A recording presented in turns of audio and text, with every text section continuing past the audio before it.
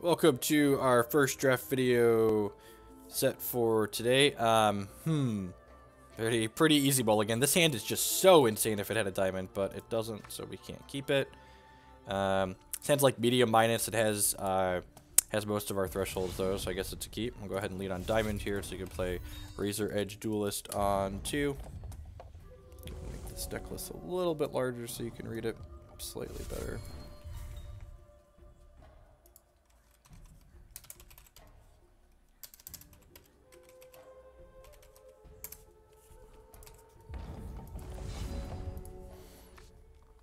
Alright, that means we will definitely be making, or almost certainly be making blood with this. I guess we technically have one triple Sapphire card in our deck. Opponent playing Takahiro and led on a Sapphire, so blood Sapphire. What you got, what you got, what you got? One more apostate kind of sucks for us. That only doesn't put us behind on our champion power for a turn, but it also means our Razor Edge Duelist can't attack in profitably here. I'm going to play this and play Awaken Herald. I'm going to go ahead and make the blood on this because we're more likely to draw an additional Sapphire threshold than we are to draw an additional blood threshold here. Not going to offer this trade because if we hit a mobilized troop, we can turn this into a Swift Striker that'll then be able to attack into this. We have this 2-1 of our own to hold against this on the crackback. Opponent notably missing their second blood threshold so far. They have a 1-4, so it wouldn't have mattered anyways. Hey, look at that. Cerulean Sage.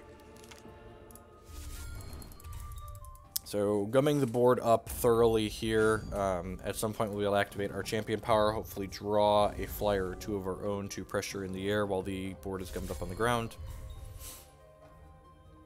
Opponent still missing their second blood threshold. Probably going to hit it here off this battle agenda. We're, like, I don't want to say we're ahead on board. That was a very good draw. Hopefully our opponent doesn't have a piece of removal for that. Like, this makes drawing another shard drop extra good. Not only will it activate our champion power, but it also means we'll be able to draw 2 cards with that.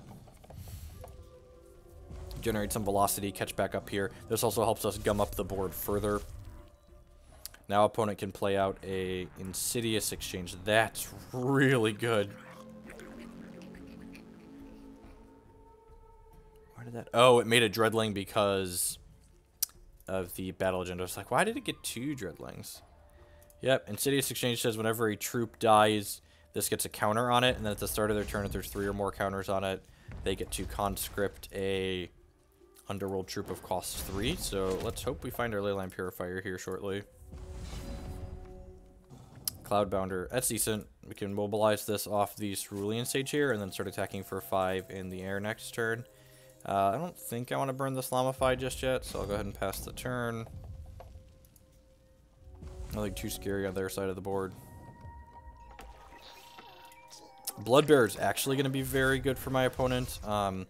This means that they're going to be able to race us pretty reasonably. We'll see whether or not they have a combat trick. We have this dead if they attack into us here, but if they have a trick, they could attack anyways. Conscripted a Cavern Sentry. That's actually really annoying because it means that they can block these things. I think I'm actually going to burn the Lamify on this. We can start pressuring in the air. Ding, ding, ding. And by that, I mean we will start pressuring next turn because we hit our Leyline Purifier to deal with this Insidious Exchange. Get out of here. Alright, I'm just going to go ahead and ship with the yeah, I'll attack with both, right? Yeah, this gets in 2 points of damage.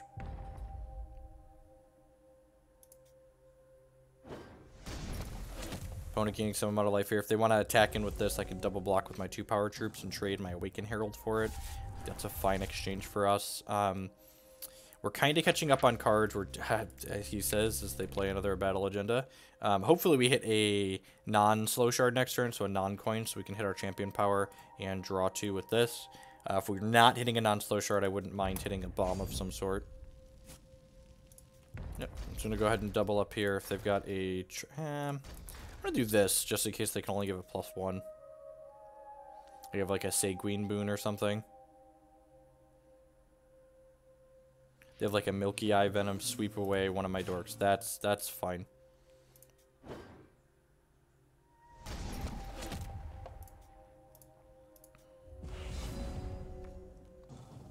Shackling Strands. That really doesn't do much on this board. I guess Shackling Strands answers this, right? Yeah, I'm going to go ahead and answer that with that. I might want to Llama-fy this Bloodbearer at some point, honestly. I'm going to go ahead and crack with the Cerulean Sage here, so that way it continues. It's important that we keep attacking with this every turn, because if this stops diligencing, it's going to lose flight. We're in the pretty enviable position that, like, drawing resources is good, because then we get to activate our Champion Power and our Skyspire Scholar, but, like, drawing non-resources is fine, too, because, like, you know, then we're drawing non-resources. What does this do?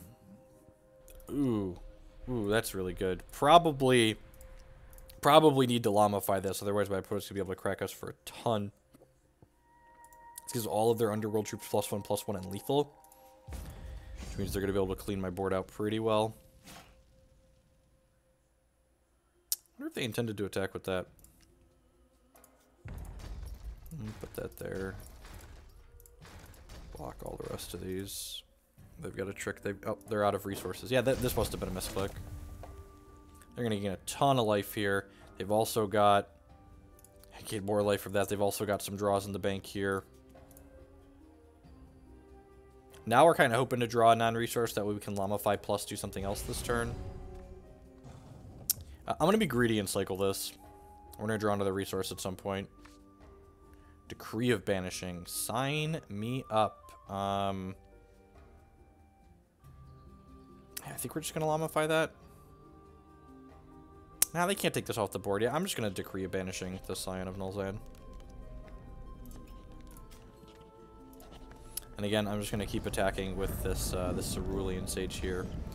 There might be merit to have, like, Llama-fied this to take them off of the 2 cards, but honestly, I think we want to just, like, power through whatever they have as opposed to spending an answer on a card that's going to generate some card advantage, like save this Llama-fy for whatever their next big bomb is going to be, basically. Honestly, they're down to 15 cards. There's a non-zero chance that we could just, like, play defense and deck them at some point this game. Like, they're gaining so much life with this Bloodbearer.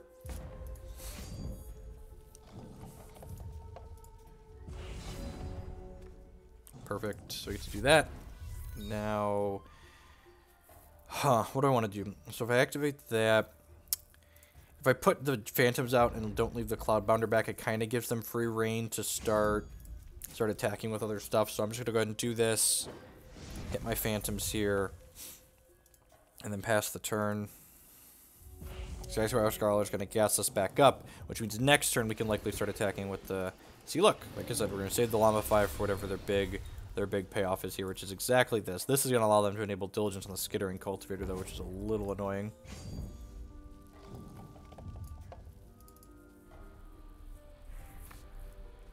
By that, I mean we're going to bring it to justice. Get it out of here. Sweep away. That's annoying. Huh. Well, I guess it's destined to be a llama. Play out the Cerulean Sage. I think we're just attacking for 4 here.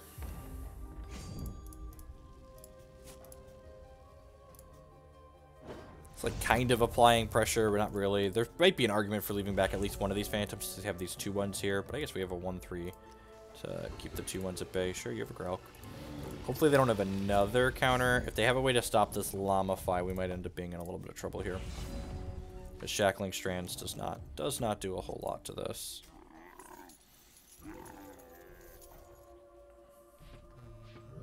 Holy crap. Wow. How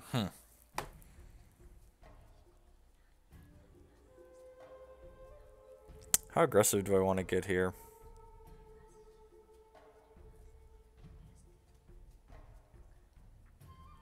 Man, that's really unfortunate for us. He's a 25.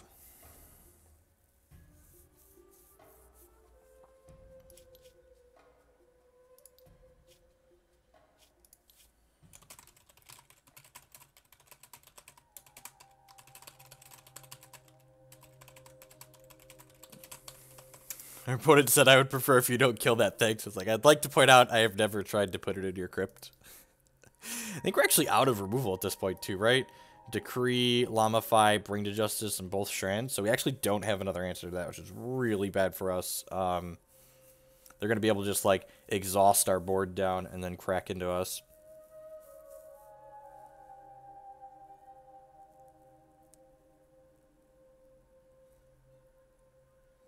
And I think I'm just going to take an aggressive line this turn.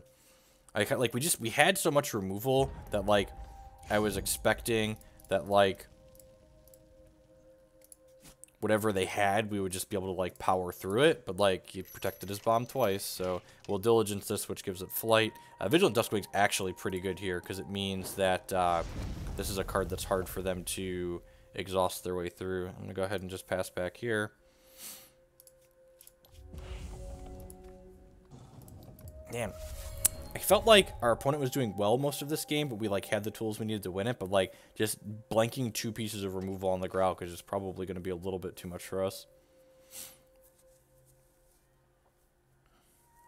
We are going to get to Shackling Strands the Grauk next turn. And, like, maybe if we're lucky, that's going to be enough to, like, stall the game out. It's like they don't have a lot of high power attackers here. Non-slow resource actually be kind of nice here, because now we can do both of these things. Yeah, so I'm going to lead on Shackling Strandsing this, and then we'll see what they do when we enter combat here.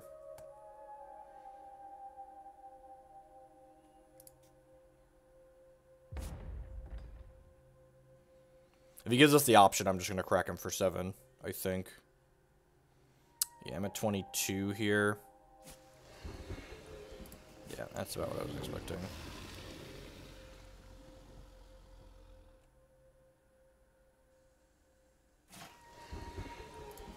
I'm just going to leave these Phantoms back on defense.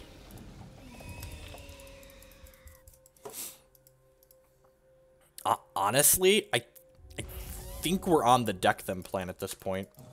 So what do you have left in our deck that's reasonable at this point?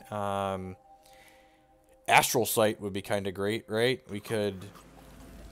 That's... Alright. Well, so much for that plan. These now are 2 power...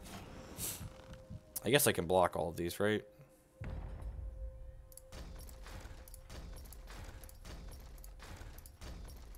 I guess I take 4. These aren't free blocks, so yeah, I'm just gonna take the free blocks here. Yeah, they're just gonna gain so much more life. Mechanized Aerialist, sure. That means they don't have to exhaust this anymore, which is relevant. Astral Sight. Just gonna keep playing our resources out here. If we draw something like, oh, we actually can't play Astral Sight. Ha! We don't have... They don't have to exhaust anything here, actually, so... Yeah, I'm just gonna go ahead and pass the turn here, I think. I guess I could have held that resource and shipped this in. Yeah, they should just do that anyways. Not that it really matters. Wow, we might lose this game. We're down on clock, too. All right, I'm gonna work on getting up on clock. This match probably not gonna come down to that. Opponent's playing pretty quickly. It's nice to play with someone who's playing quickly. That's it. They're gonna burn a lot of time on their clock, just like exhausting all of our stuff over and over again, too, which is nice. Oh, this is making 2 Dreadlings every turn now, right? I'm sure. We're not winning this game by killing your stuff anyways. 9 cards left in your deck. Can we survive? Survive the onslaught for 9 turns. 10 turns? Yeah, technically 10 turns. Alright, we got plenty of free Dreadling blocks. And you get a free block, and you get a free block, and you get a free block. Everybody gets free blocks.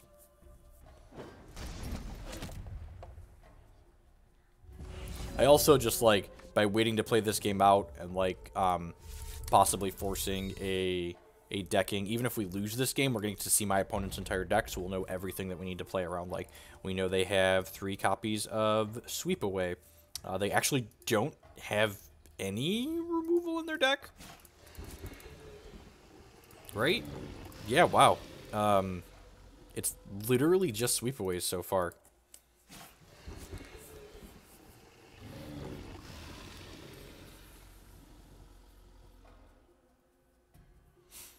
And again, make them go through the motions here. It catches me up on clock here a little bit, and I get to see more cards out of their deck.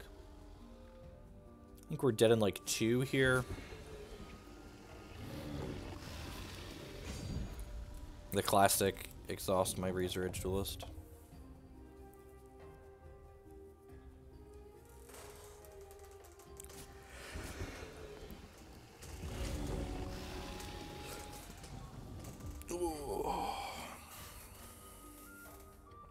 So, play around, sweep away in games 2 and 3. Crackling Tide, sure. Just like mono bounce. Opponent likes to bounce. Biggity bounce. Oh no, he took away a power off one of my troops. This is the part where they just crack me with everything. I feel like we're getting towards the part where they just crack me with everything. It'll be 1, 2, 3, 4, 5, 6, 7, 8, 9, 10, 11, 12, 13. So I'm not dead to an attack with everything here, which is nice. These Phantoms would trade with these Broom Bots. These would bounce with 2 power guys. It'd take like 9.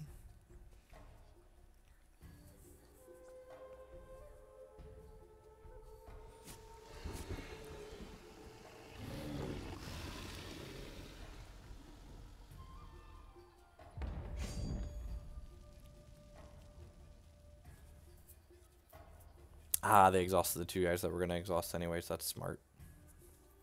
Opponents played this game really well. Trade here, block here, take the rest.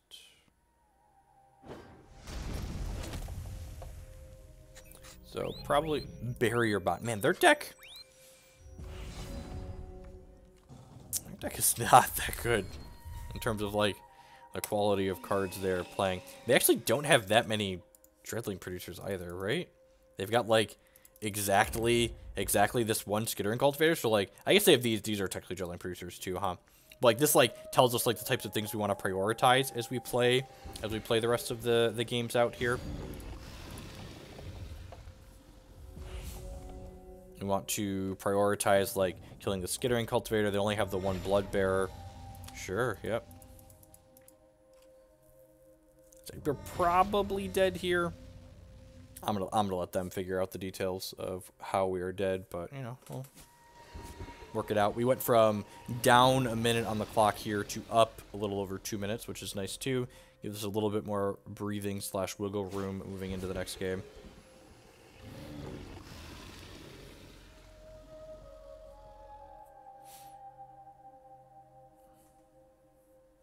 Yeah, there's 5 of these here. So even if we block 4 of them, we take 2, 3, 4, 5, 6, 7, 8, 9. Actually, I think we might be alive if I jump the 3. I don't know, let's find out. Survey says... Nope. I miscounted something. That's fine. It doesn't matter. Like I said, we were pretty much losing that game. Do I want to change anything here? No, I really don't have extra answers to anything. I guess there's a world where like this Palaberry pouch could be okay, right? Almost certainly not. I guess Friar Tusk is fine. They've got enough Dreadling producers that this card's pretty good. Imagine that was in the board explicitly for the Dreadling matchup. Outflank. Actually, Reversion doesn't seem particularly good. They didn't play any pump effects. Yeah, I'm gonna go ahead and do that, see how it feels.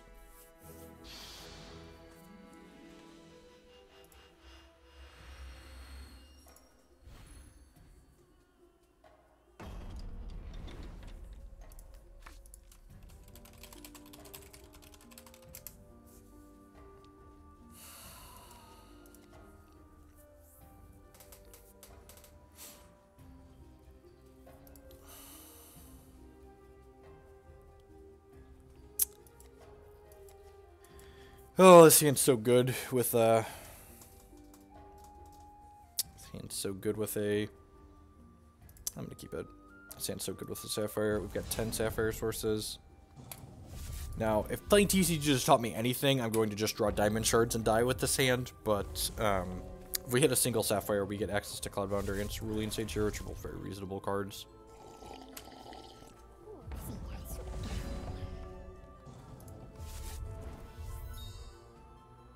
We'll either draw Diamond Shards or only draw Sapphire cards. One of those 2 things. I guess another reason to maybe mulligan this hand is that we already have three of our other Ardent troops. This is less likely to draw cards. Any non-slow shard here would be great. Wow, ding. Alright, let's play this. I'm going to play this Cerulean Sage out here, and then I'm going to go ahead and attack in with this War Party Guide because outflank.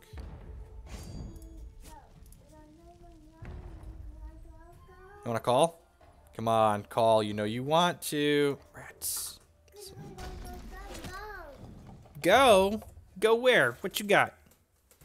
Are you show Dad your book? Oh, you got a book? Go. Alright, so this is probably going to give minus power to the War Party Guide here. Yep. Opponent, again, missing their second blood threshold so far. Cavern Sentry, sure. Hopefully we've got kind of an aggressive start here. We can really leverage this to pressure our opponent. Awakened Herald Zeiss, that's going to help get us our third threshold towards this Astral Site here soon. So, only one Underworld Officer in the deck. We're going to prioritize getting to this faster, I think. Would love to just, like, draw resources for the next 3 turns here. You want that?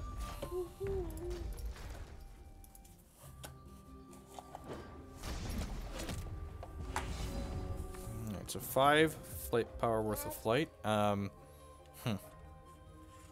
Definitely just cracking for 5 in the air here, I think. Opponent still missing there. Dad does not want a cashew. I put the cashews out for you. Oh, you're just dropping them? You're a brat. Yeah, I'm just going to go ahead and crack them for 5 here, I think. I think I want to make it so they need to make these guys worse. And then I'm going to go ahead and play this Leyline Purifier out as a way to help block potential Dreadlings. Phoenix Guard Lancer is an excellent draw, assuming we hit another resource here. I obviously would have preferred if we hit resource into Phoenix Guard Lancer, so we could have, like, Awakened Hero plus Purifier here, but honestly, being able to hold up Outflank this turn isn't the worst. Sky Spire Scholar, sure. Another thing that just gums the board up. My strike is swift. Time to get swifty. Opponent missing a resource drop here. Yep, that's pretty good for us while we've got all this pressure in play. Ding. So not another one towards this, but still pretty good for us. We'll go ahead and crack them for 5 in the air here. So this game, shape it up to be far less grindy than the last one, right? Just like, alright, we're dead on board. Hope you draw a... They draw blood. They can not only get a charge to give one of our guys minus power, but they could also activate their champion power as well. Yep, there's blood, so we'll get to give one of our guys minus power. Judgment mean only 7 power here, so they should probably use this, though, just as a good measure. They don't have anything great to sacrifice, though.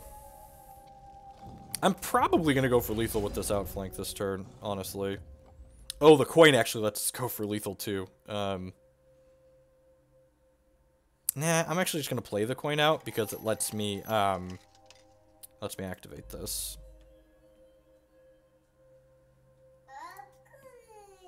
Because the coin could have triggered Diligence on the Cerulean Sage to push lethal.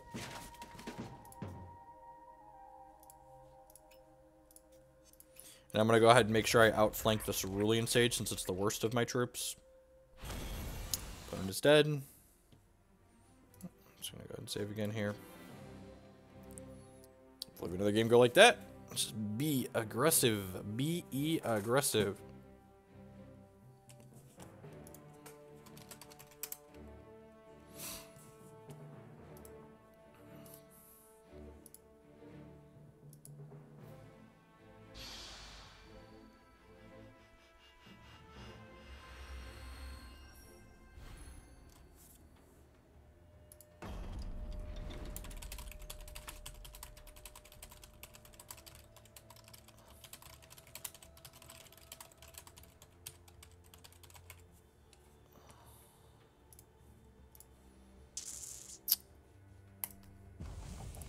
It's okay. It has the Underworld Officer in it without one of our 3 blood thresholds, so that's like kind of a risk, but we've got 2 pieces of removal.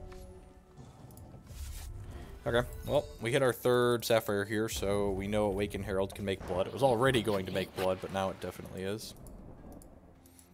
Oh, you know what? They don't actually have that many Dreadling producers. Last game, the first game, one of their 1/4s came from the The Windborn Ascension, I forgot about that. Skittering Cultivator, sure. I probably just want to Decree of Banishing this, honestly. Like, after seeing, like, the cards that they actually have in their deck, they don't actually have that many Dreadling producers, so I think taking this out is actually worthwhile. Unless they had, like, a second one of those in the bottom 8 cards that we didn't see that first game, I think that's a good line there. Might be a touch aggressive. No Blood Threshold so far. Flight at the start of each opposing champion's turn. Ready this, sure. Alright, well, we're going to hit our champ power on time. I'm going to go ahead and play the Cerulean Sage for now. Yeah, I'm just going to burn this. Jaggling Giant is actually a little bit mediocre against Takahiro as an opposing champion, but this will get exhausted at the start of every combat phase, so even though it's readying on our turn, it doesn't really matter. Okay, yep. Finally, to start triggering Diligence on this dork. Surge Duelist, sure. Play this pre-combat because our opponent has all their resources spent anyways, and they get that sweet, sweet auto-pass value here. Never doubt the auto-pass value. Next turn, we're going to play a resource out and then have 4 flying power, so in a pretty reasonable spot. Mechanized Gem Scout's decent. This can block Dreadlings at least, though, so we got that going for us. We are going to start triggering Insidious Exchange here soon. Another Sage. Sign me up. And again, opponent exhausted. Do this stuff pre-combat for that auto-pass value. And for people who don't understand what I mean by auto-pass value, I mean I'm using my hotkey that says auto-pass all of my priority until end of turn because I don't have anything else to do. And normally, like, you want to wait and play your things post-combat, but it actually just doesn't matter when my opponent doesn't have any resources available to them. Alright, so now we're going to see them activate the Mechanized Gem Scout here. And then, I'm assuming they're going to activate their Takahiro ability pre-combat. I could, like, trade this here to deny them a Takahiro activation, basically, but I don't think that's worth it because it's going to give them an extra counter in the Insidious Exchange from the Phantom. And, like, they're going to have more Dreadlings at some point, so I might as well just let them have it. Or, like, they could just sacrifice this because it's getting exhausted every turn anyways. Sky Spire Scholar, sure. Would love, love, love to hit my blood threshold. And again, Splash, the Splash is not free, right? Like, has a cost associated with it. And we are seeing it here. We are through about a third of our deck, though, and haven't seen one of our 3 bloods, but it's a beat sometimes. Would love to draw an Astral Sight. Would easily be one of our best draws here. Don't make a Dribbling. Rats. So making your Deadly Bees, they get to activate this, which is going to let this trigger next turn. There's a lot of really good 3-cost Underworld troops that you can conscript, so this card's very powerful. Opponent doesn't have a lot going on otherwise, though. They are going to get to draw some extra cards with that, though, at some point. Well, our life is like a diamond. We've now drawn 8 resources and 14 cards, so a touch flooded this game. Kind of frustrating considering that we also have 2 coins in our deck, so, like, we've basically drawn 8 of we've drawn half of our non-coin resources this game. Hopefully their conscript isn't anything insane, like Fentio would be pretty unbeatable here unless we peel removal right away.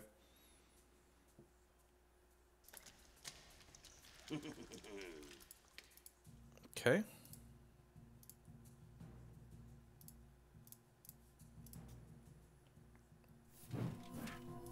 Deadeye Charger, sure. Okay, that's what they conscripted. You can mouse over here and see what they conscripted. They don't have a 3rd blood yet, which is good for us because this becoming a 3/3 means it can attack through our Cerulean Sage all of a sudden.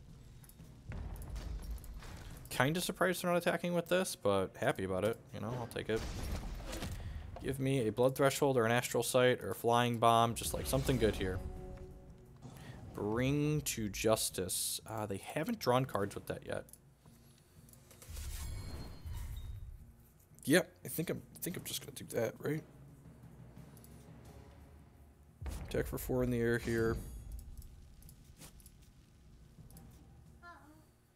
Am I killing this? Like, they could have gotten a bomb with that, and like, I guess the real question here is like, are they going to be able to use the resources efficiently from this before they die to my flying threats?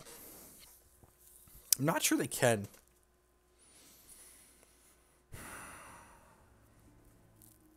Yeah, I'm just going to hold the Bring to Justice in the event of, like, a Gralk or something. What other bombs do we see out of them? We know they have a Gralk.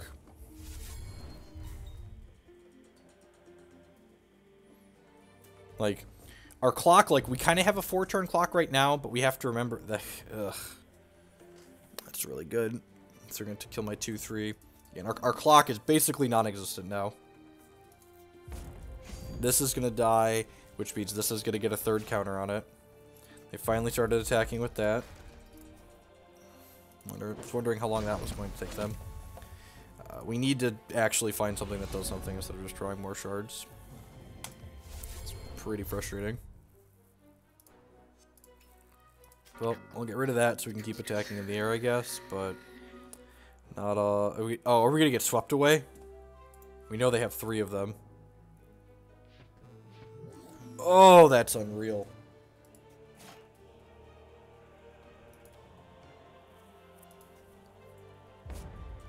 That was a reason to use the Bring to Justice last turn. Play around to sweep away. Now, our opponent's gonna get to... They're gonna get to scrounge that again and give 2 things -3/-3. They're basically about to get buried here. Man. I feel like my opponent's deck is really bad. It's just like the synergies in it are just working out so well. It's possible we shouldn't have kept the opening hand I kept this game. You always want to look at the things you can control in the games, like this Underworld Crusader was just like basically a mulligan for us. Like, we flooded a little bit here and there was not a whole lot we could do about that, but like the fact that we could have just like mulliganed to a more aggressive hand. Our opponent's deck doesn't have any removal in it, so like any hand where we have a Cloudbounder in it, we're basically just going to be able to beat them down, right?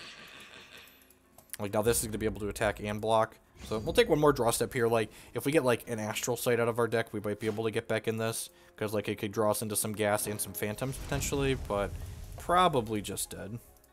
I'm going to like conscript another thing here.